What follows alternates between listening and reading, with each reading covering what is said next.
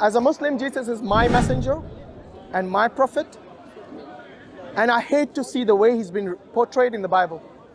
In the Quran, Allah blesses him and his mother.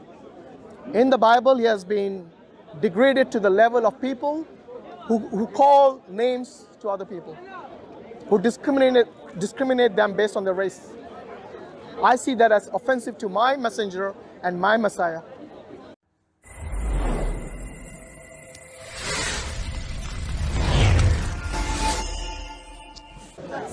Which verse is it? Is it 21? The Lordship of Israel? Or 20? But it also 24, says, yeah. I just want to say what says in 28, when Jesus says, "Woman, you have great faith. Yeah. Your request is granted." So even though she wasn't... I will come to that, but we are going in chronological order. Okay. So first, explain why he said only the Lordship of Israel, and then we'll come to that passage at the end. Because here, Jesus is clearly telling her something very specific about how she is different from the other Jewish people. That you're a Gentile and these are Jews. I came for the Jews.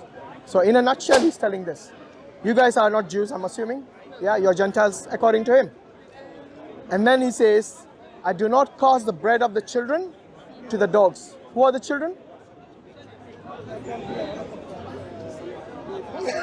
Again, the Jews. And who are the dogs? The Gentiles.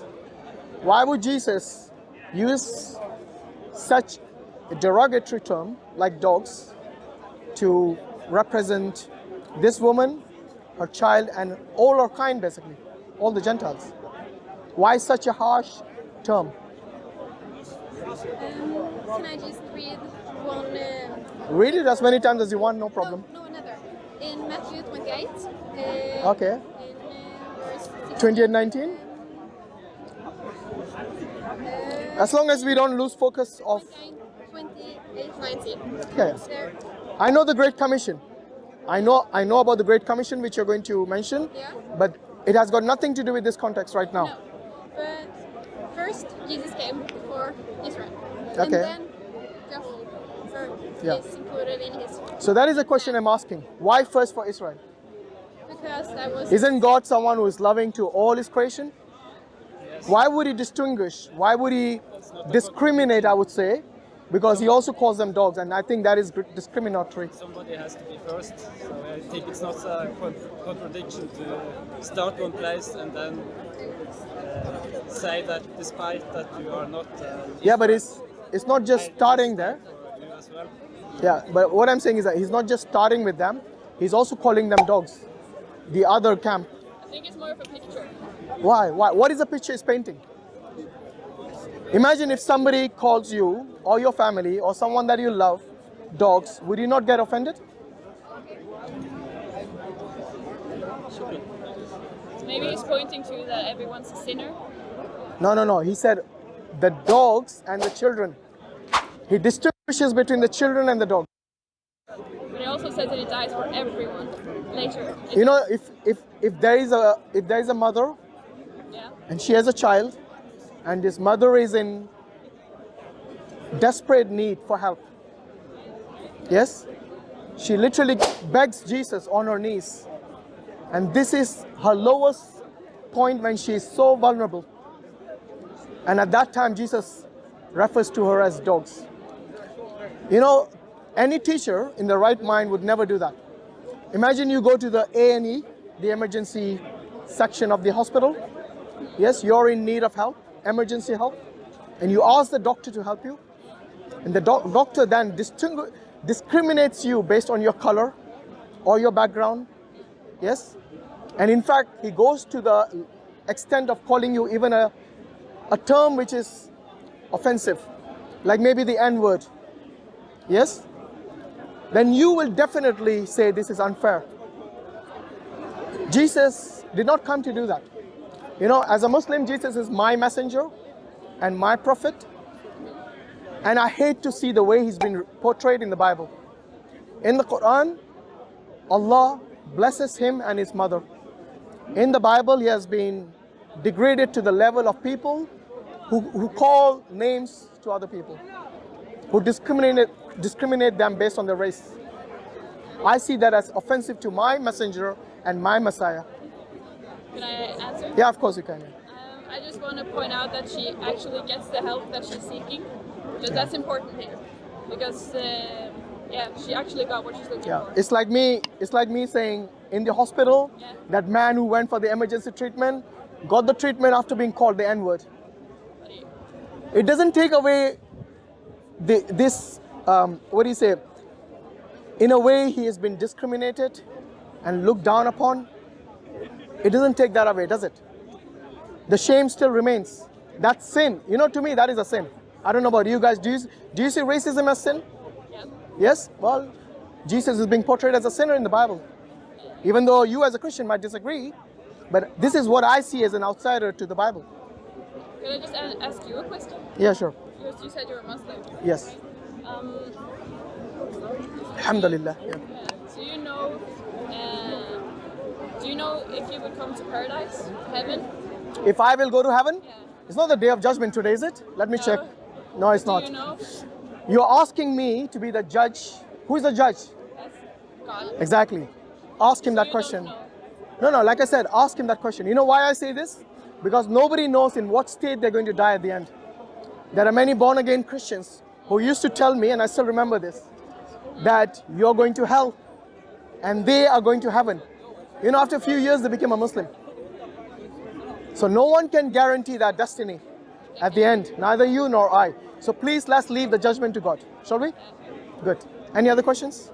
Because, you know, for us as Muslims, the reason we ask these questions is because I want to show you that what's portrayed in the Bible cannot be the truth.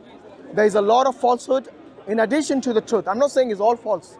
There are things in the Bible, like John 17:3, where it says that the only true God is the Father. Now, as far as I know, the Christians, I don't know, do you believe in the Trinity? Yes. You do. So you see, for you, the only true God is not just one person, it's three persons. But for Jesus, it was only one person, the Father. Should I believe Jesus or you? Oh, sorry, I digress. You wanted to point to 28:19, but have we finished with the Matthew 15? And then we can proceed to that if you want.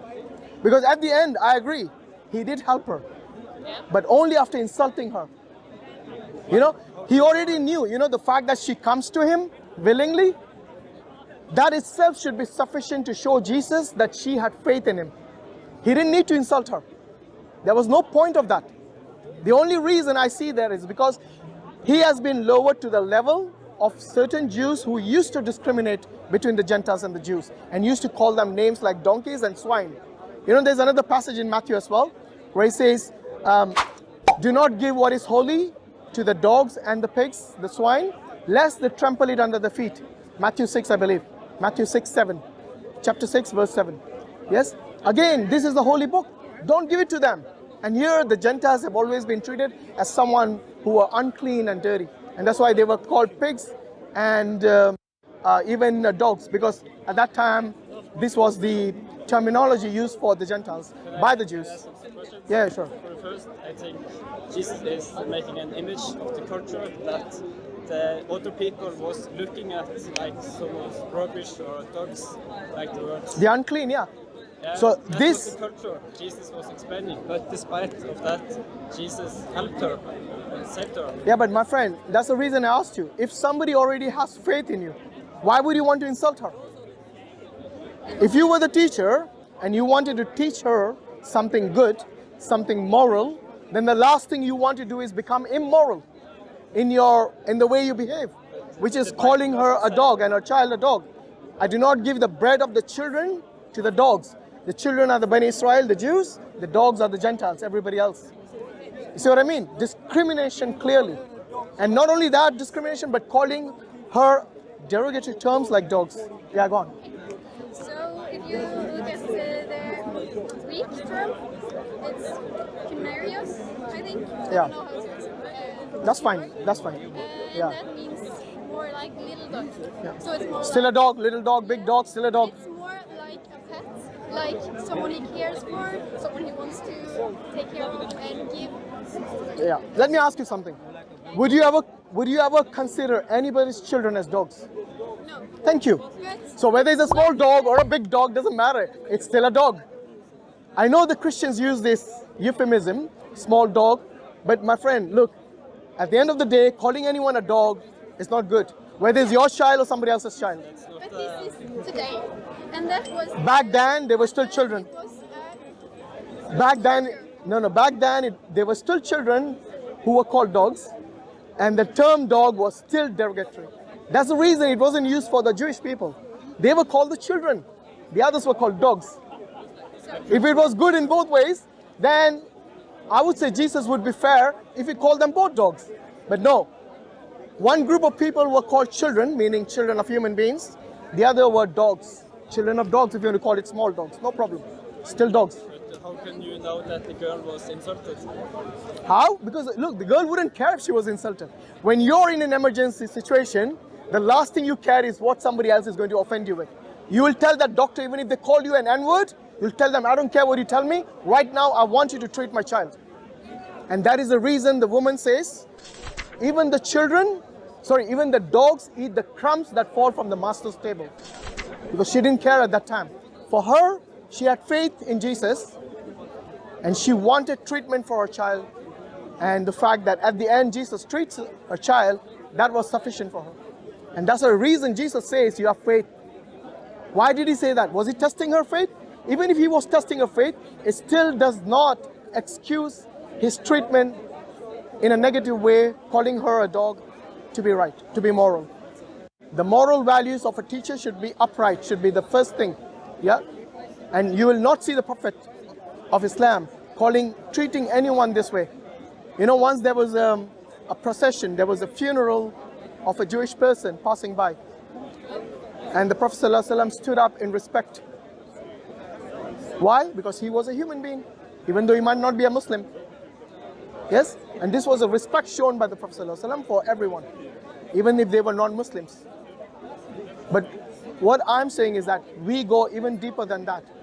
Because for us, it is something which offends us, because as Muslims, we respect and revere Jesus Christ and his mother Mary. Yes? And the way they have been portrayed in the Bible is really unfair. That was the point I brought this in.